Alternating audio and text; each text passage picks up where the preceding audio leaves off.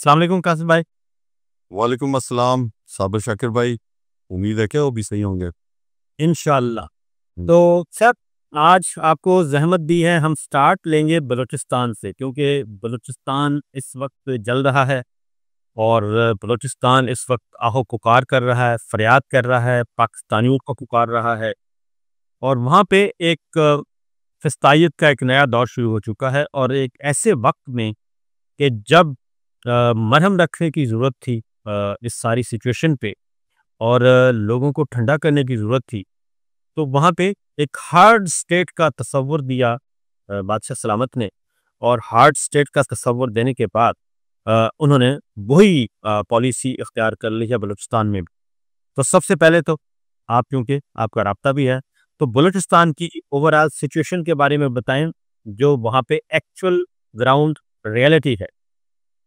صابر بھائی. دیکھیں افسوسناک صورتحال ہے اور بہت ہی پریشان کن صورتحال ہے ریاست کے لیے، پورے پاکستان کے لیے، کہ بلوچستان جو سب سے کم آبادی کا ہمارا صوبہ ہے، رقبہ بھی سب سے زیادہ ہے، معدنیات سب سے زیادہ ہیں، ساحل سمندر ہے وہاں پہ، اور جس طریقے سے 1947 سے لے کر اب تک بلوچستان کو جس انداز سے دیکھا گیا ہے، جس طریقے سے ڈیل کیا گیا ہے، وہ بہت ہی افسوسناک ہے.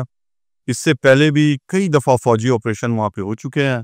اگر کسی کو تاریخ کا پتہ ہو تو 1948 ہی میں پہلا آپریشن ہو گیا تھا.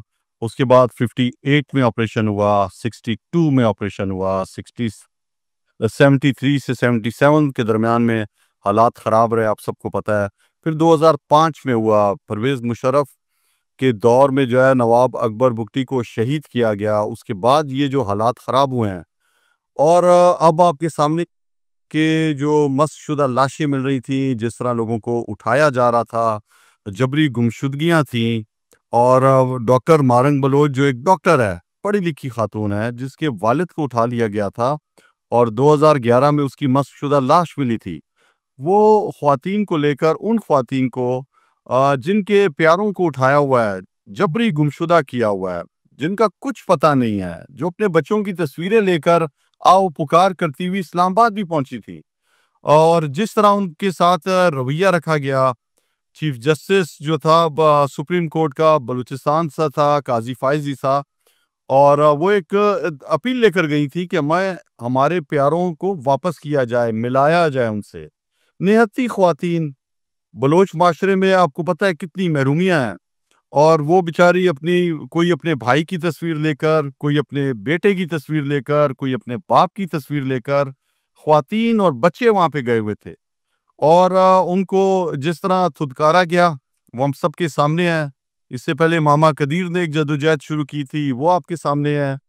اور اب بلوچستان میں ایک پرامن نہتی خاتون ہے. وہ ہم سب کو پتہ ہے کہ جب آپ پارلیمانی سیاست کرنے والوں کے راستے روک دو گے، آپ پارلیمان میں جو ہے وہ اپنی مرضی کے لوگ لاؤ گے، عوام جو آپ کو اختیار دیتی ہے، عوام کو ایک جمہوریت میں آئین اختیار دیتا ہے کہ انتخابات کے دن آپ اپنی رائے کا اظہار کریں، آپ اٹھا کر جو ہے وہ فارم 47 کے لوگوں کو لے آؤ گے.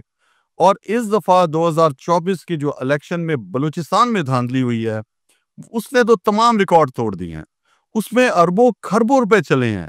آپ یقین کریں کہ ایک ایک حلقے سے 10 امیدواروں سے پیسے لیے گئے ہیں، اور آپ کی جو ہے وہ آرمی اسٹیبلشمنٹ نے پیسے لیے ہیں. اور اس کے بعد جس نے سب سے زیادہ پیسے دیے، یا جو اس کی سفارش تھی، جو سب سے بڑا چاپلوس تھا، اس کو جو ہے سیٹ دے دی گئی. حالانکہ گیلپ کے سروے کے مطابق جو 2024 میں ہوا، سب سے بڑی سیاسی جماعت مقبولیت کے حساب سے پاکستان تحریک انصاف تھی. تمام نوجوانوں کو ٹکٹ دیے، مجھے تو الیکشن ہی لڑنے نہیں دیا گیا. جنہوں نے الیکشن لڑا ان کو بھی ہرا دیا گیا. ایک نوجوان عادل بازی اس ٹائم نمائندہ تھا، اس کو بھی پہلے نون کی طرف گھسیٹا گیا، سب کے سامنے ہے. اور یہ جو مارنگ بلوچ جو تحریک لے کر چلی ہوئی ہے، یہ صرف اپنے گمشدہ لوگوں کی بات کرتی ہے.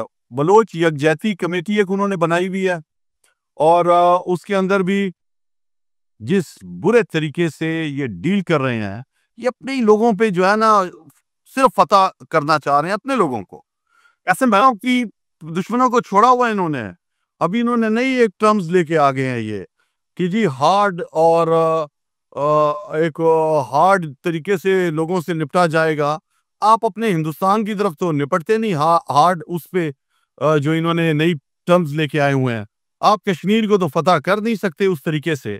آپ جو ہے آپ کے اندر گھس کے ہندوستان مار رہا ہے اور آپ چپکے سے بیک ڈور سے اسے تجارت کر رہے ہو. ڈر کے مارے آپ نے بالادستی اس کی تو قبول کر لی ہے.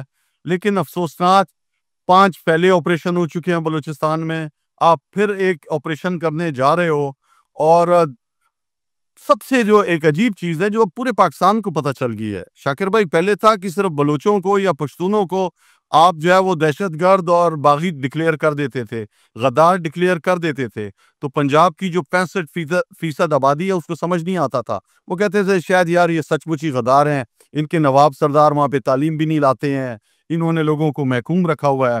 اب جب پنجاب کے گھروں میں گھس گھس کر ماؤں بہنوں کے دوپٹے کھینچے گئے ہیں، جب ان کے گھر توڑے گئے ہیں، ان کے پیاروں کو اغوا کیا گیا ہے، عورتوں کو جیلوں میں ڈالا ہوا ہے، 20,000 سے زیادہ ورکر پی ٹی آئی کا جیلوں میں ہے، لیڈرشپ جیل میں ہے، عمران خان کو جھوٹے مقدمات میں ڈالا ہوا ہے. 9 مئی کا انہوں نے ایک جھوٹا جو ہے ڈرامہ رچایا اور اس کے ذریعے جو ہے وہ قیادت پہ اٹیک کر دیا. آپ نے یہ سارے ہم سب نے جب ڈرامے دیکھ لیے ہیں تو آج وہ پنجاب بھی کہہ رہا ہے کہ اصل جو پاکستان کی برائی کی جڑ ہے وہ آرمی اسٹیبلشمنٹ ہے، وہ پنپنے ہی نہیں دیتی جمہوریت کو، وہ کچھ کرنے ہی نہیں دیتی. تو اب تو پنجاب کے لوگ بھی ان بلوچ جو ہے وہ بیٹی مارنگ بلوچ کے ساتھ کھڑے ہیں. آپ ٹویٹر پہ دیکھ لیں، آپ جو ہے وہ پورے سوشل میڈیا پہ دیکھ لیں. آج پنجاب کا نوجوان بھی سمجھ چکا ہے کہ برائی کی جڑ کیا ہے. اور اسی وجہ سے آج پاکستان تحریک انصاف میرے جیسا ابھی ایک شخص وہ سپورٹ کر رہا ہے ڈاکٹر مارنگ بلوچ کو اور اس کی اس جدوجہد کو، جو پرامن جدوجہد ہے، جو اپنے پیاروں کو حاصل کرنے کی جدوجہد ہے، جو جبری گمشدہ ہے ان کی کو بازیاب کرانے کی جدوجہد ہے، جو رول آف لا کی جدوجہد ہے، جو انسانی حقوق کی خلاف ورزیاں ہو رہی ہیں اس کے خلاف آواز اٹھا رہی ہے.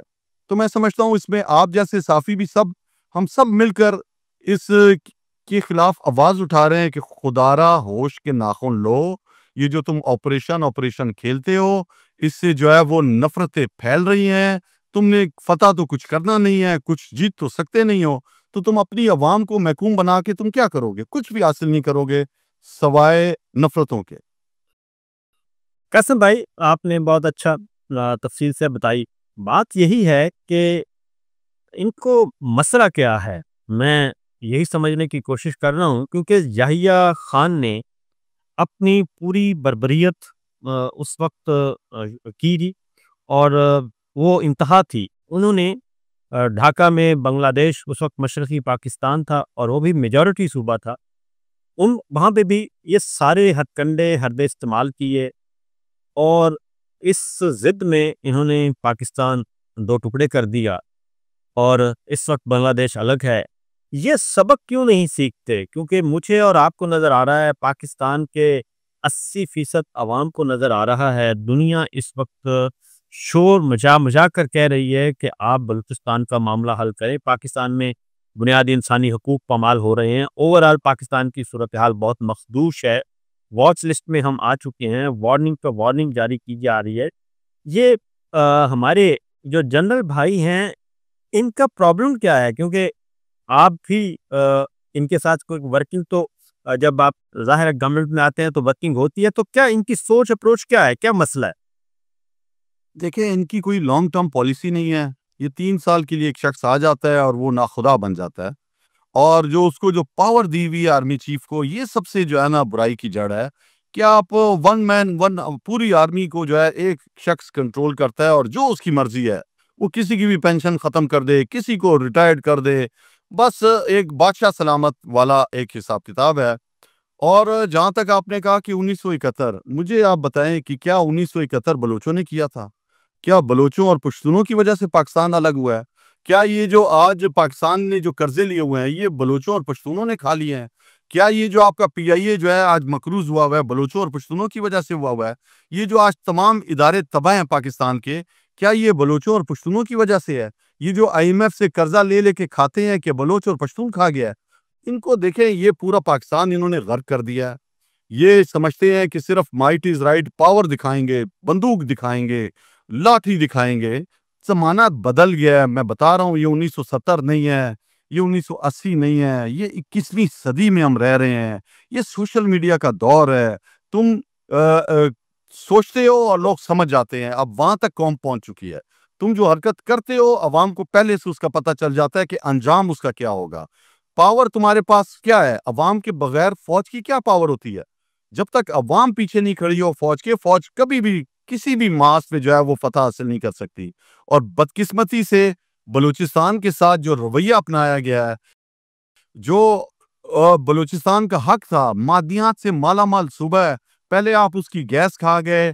آپ نے جو ہے وہ 18ویں ترمیم سے پہلے بھی جو مادیات تھی وہ صوبے کا حق تھا، لیکن صوبے کو کیا ملتا ہے آپ مجھے بتائیں؟ یہ زبردستی کے معاہدے ہو جاتے ہیں، رجیم جو ہے ڈمی ایک بیٹھی ہوتی ہے، وہ دستخط ان سے یہ کروا لیتے ہیں، اور بلوچستان کو کچھ بھی نہیں ملتا۔ سینڈک پروجیکٹ میں کیا ملا بلوچستان کو؟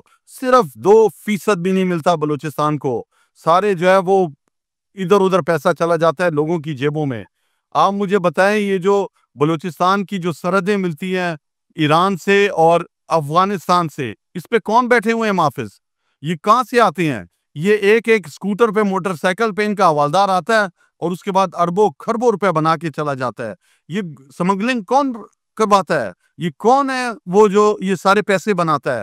اور غریب سے غریب ہوتا جا رہا ہے بلوچستان کا شہری۔ آج کوئٹہ کے اندر آپ کا موبائل سروس بند ہوئی ہے، آپ کے اسکول، کالجز، یونیورسٹیز بند ہیں، ایک خوف کی فضا ہے۔ آدھا گھنٹے دور تو آپ سریاب روڈ پہ آپ دیکھ لیں کہ کس طرح صبح کے 5:30 بجے وہاں پہ آپریشن کیا ہے، اور وہ لوگ جن کو ایک دن پہلے ہی ان پہ گولیاں برسائی گئی، ان کے پیاروں کو شہید کیا گیا، ایک چھوٹا بچہ شہید ہو گیا اس کے اندر، اس کی لاشوں کو کس طرح اٹھا کے لے گئے ہیں۔ یہ تو لاشیں دفنا رہے ہیں، آپ یقین کریں، عورتوں کی، بچوں کی۔ کاسی قبرستان کے باسی جو ارد گرد رہتے ہیں کوئٹہ میں، وہ آپ کو بتائیں گے کہ کس طرح رات کے اندھیرے میں 13 لوگوں کو وہاں پہ دفنایا گیا ہے، وہاں پہ تابوت تک پڑے ہوئے ہیں اور اس پہ خون بھی لگا ہوا ہے۔ یہ سارے سوشل میڈیا نے دیکھ لیا ہے۔ تو میں سمجھتا ہوں کہ اس طرح کبھی بھی مسئلہ حل نہیں ہوگا۔ مسائل بات چیت سے حل ہوں گے۔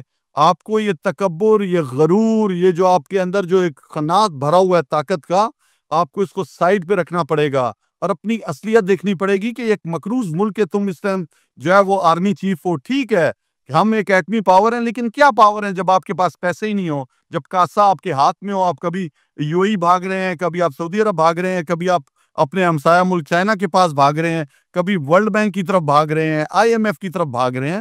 تو آپ کیا کرنے جا رہے ہیں؟ اس ملک میں معیشت تو تباہ کر دی آپ نے کمیٹی بنائی، جی میں بنوں گا ICFC کا، میں ہیڈ بنوں گا اور میں اربوں روپے لے آؤں گا، خربوں روپے۔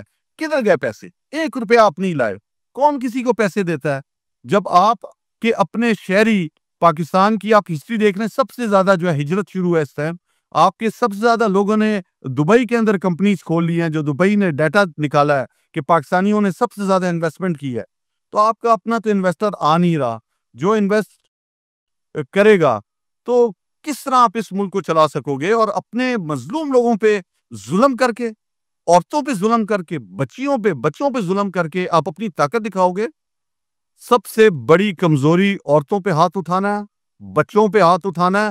جنگ کے اندر بھی آپ کو اجازت نہیں ہے، اور آپ اپنے شہریوں کے اوپر یہ ظلم کر رہے ہو۔ عورتوں کو جو ہے پولیس، میل پولیس ان کو ٹریٹ کر رہی ہے کوئٹہ کے اندر، تو اس کے سنگین نتائج ہوں گے۔ ان کو ابھی بھی ہوش کے ناخن لینے چاہیے، اور یہ جو ان کے درباری بیٹھے ہوئے ہیں اس ٹائم حکومت میں، یہ جو خواجہ آصف جیسے ہو گئے، یہ آپ کے، مجھے شرم آتی ہے محسن نقوی کا نام لیتے ہوئے، جو کہتا ہے کہ بلوچستان جو ہے ایک SHO کی مار ہے۔ یہ بھی ہے کدھر آج کل؟ اس سے بندہ پوچھے نا کہ تمہاری حیثیت کیا ہے؟